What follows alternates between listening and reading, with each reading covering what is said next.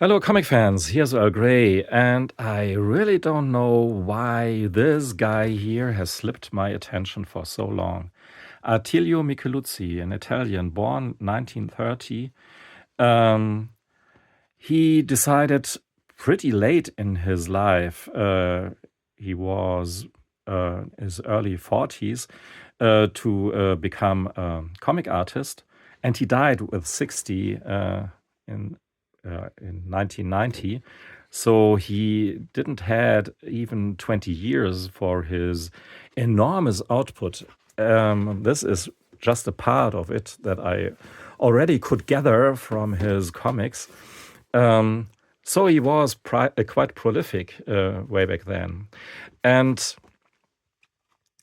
you may have seen, my English-speaking audience, this book here, The Farewell Song of Marcel Labrume, a beautiful book put out by Fantagraphics some time ago.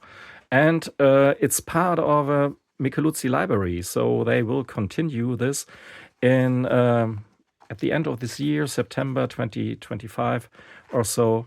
So I'm really stoked to see more of this comic here. I don't know why I've not grabbed this one instantly, because actually it checks all the right boxes for me. It looks a bit like Hugo Pratt, Milton Caniff, maybe even Sergio Toppi, all valid influences for Attilio Micheluzzi, but he crafted nevertheless something really unique and a comic. He has a comic style of his own.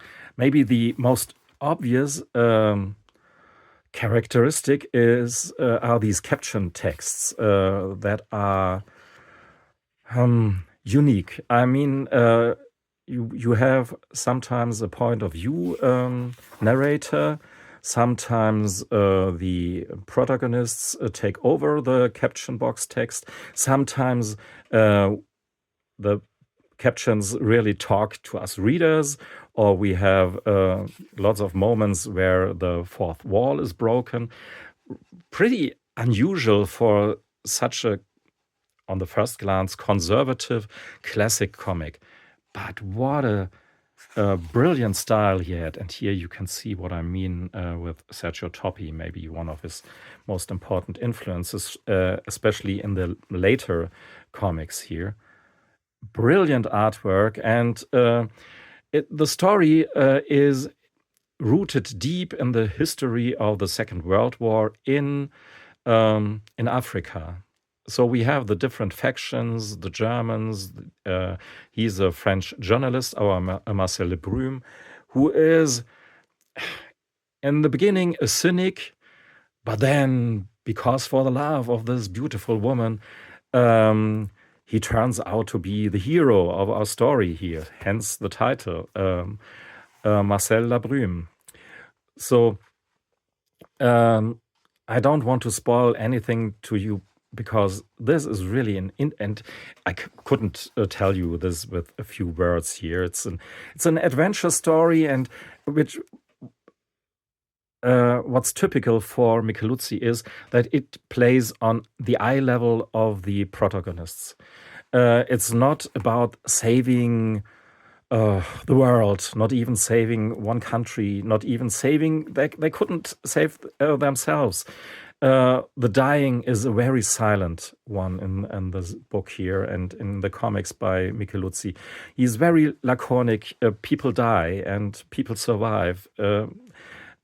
It's just that's just the way it is, and not much drama, not much pathos, even though still very emotional and great, and really a trip on the eye level of the protagonists to the Africa of 1935, if I'm not mistaken. Oh no, it was later, 1941. Okay, yeah, Second World War. Anyhow, Great, great comic, highly recommended. And I thought maybe you want to have a glimpse into the other works of Attilio Micheluzzi that, to my knowledge, are just available in German so far, and in French and Spanish and all the other languages, and probably will be put out by Fantagraphics in the future. So yeah, with no pretty, yeah, maybe this one here, because it's somehow the first of his published comics, Johnny Focus. Focus because it's about photojournalist. And this takes place in the early 80s. So it was back then a contemporary comic, something that Micheluzzi didn't do so much afterwards, if at all, because then he went backwards in time. So here, these are more, and it's not only contemporary from its content, it's straight up adventures. And these are stories of a comic beginner in comics. And for that, really solid black and white art. And you can see, just with my flip through these pages of volume 1 of Johnny Focus, that his art improved immensely over this run here. There was this is a funny one, because they sent me the book here with the paper block upside down. I complained and got another copy, thankfully, and thank you for that. And this is here the third book with Johnny Focus comics, and there will be a fourth one.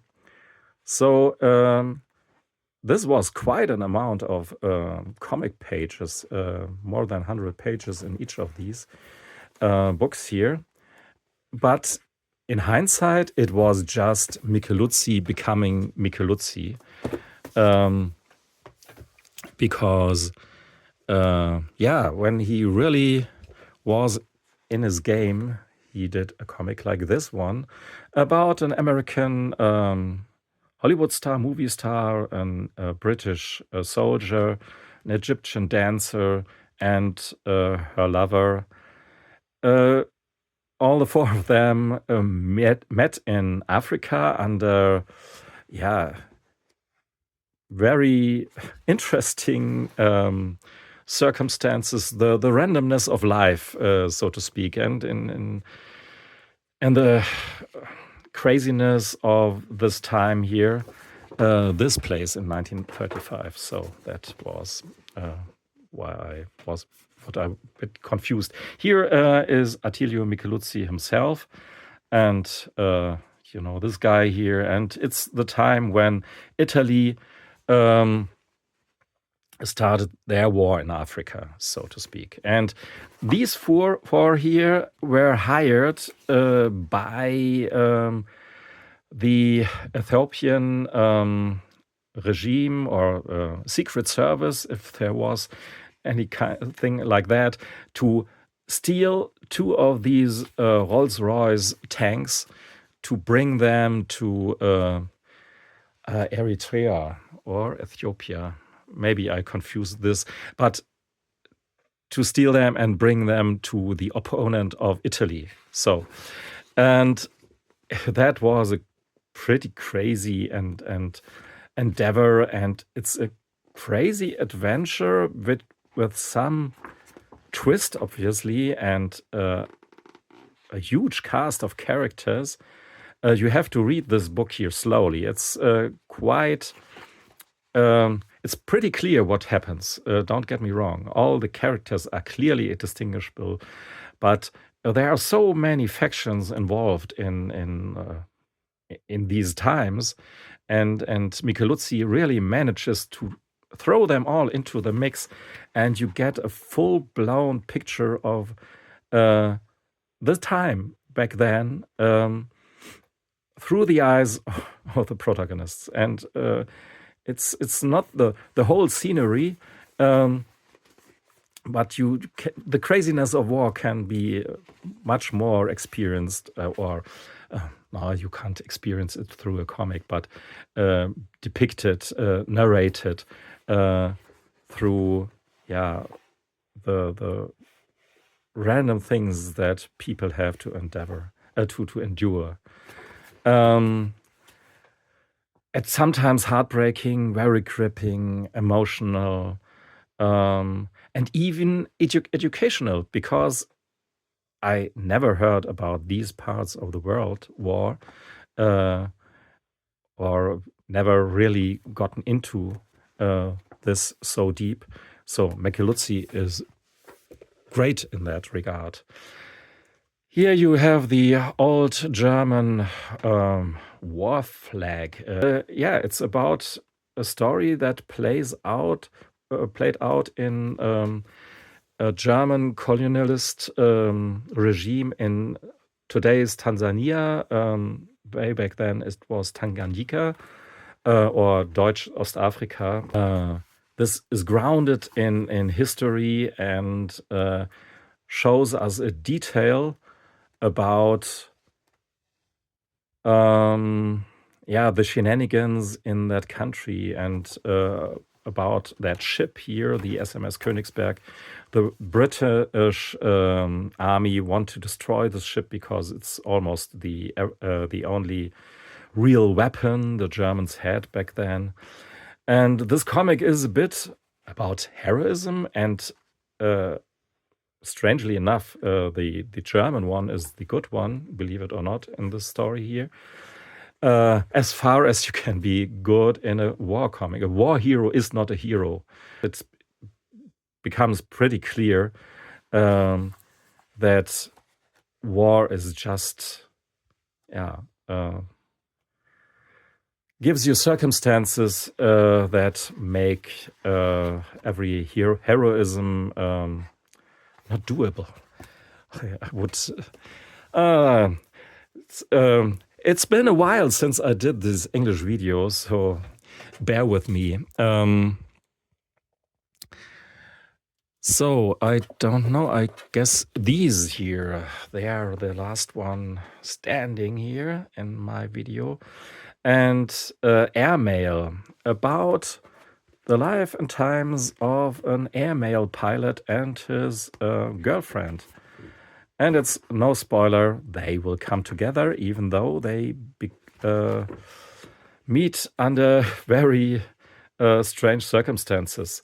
It's here, the whole stuff plays out between Minnesota and Iowa. In 1927 or so, a short time after Charles Lindbergh crossed the Atlantic Ocean. And here we have this airmail pilot who flies into a storm and somehow manages to land his plane there, but then he is confronted with gangsters and stuff like this, and people like this. And look at this design, these layouts here. These are great. And another thing that I want to point out is the characterization, not only about this airmail pilot, who is much more than just the typical macho male. He is as well, but there are some layers beneath that.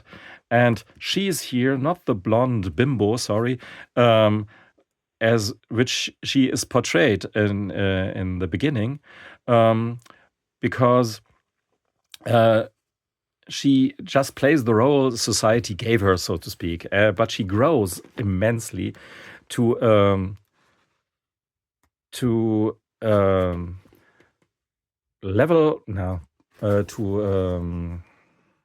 to a real companion to that airmail pilot. So they are really on eyesight with each other. I have it today with this eyesight thing here, but It's a wonderful thing. And let me tell you, if Fantagraphics will manage to put out airmail in a nice book like that one, maybe a bit bigger in size, maybe a bit more European size, and without colors in black and white, I will totally be a game and will buy that book as well. So, yeah. Thanks for listening and watching. Goodbye.